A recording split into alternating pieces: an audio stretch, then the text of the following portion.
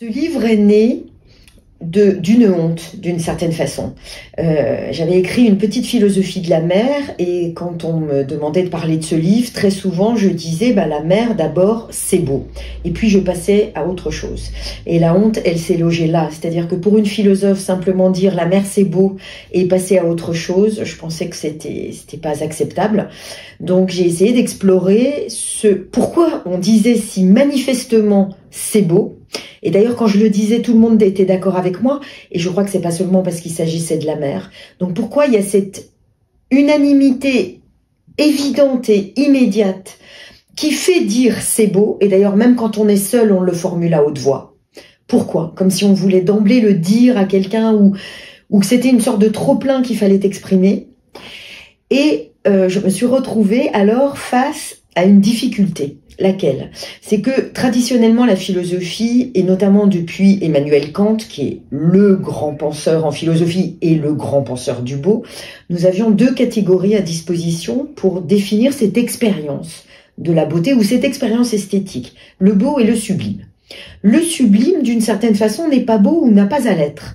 Le sublime, il est tellement beau qu'il en est presque effrayant, écrasant, accablant. Je ne suis rien face au sublime. Et ça, c'est le sublime du XVIIIe siècle, mais qui va énormément tourmenter les romantiques.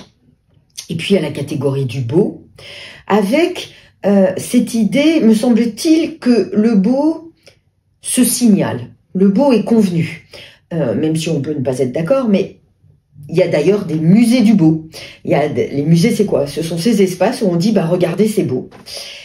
Et je me suis dit, en réalité, nous avons des expériences qui ne rentrent pas dans ces deux catégories. Ce sont des expériences où le beau ne se signale pas. Il peut même être incognito.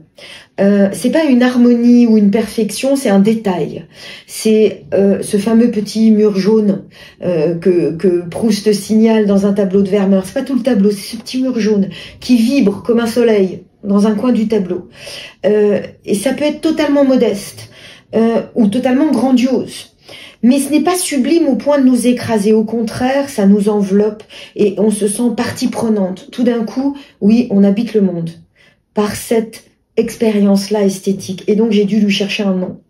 Et j'ai choisi de lui donner le nom de splendeur. Pourquoi?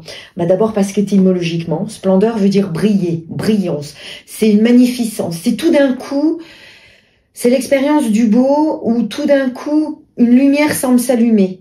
Ou alors, plus largement, le monde devient une lumière.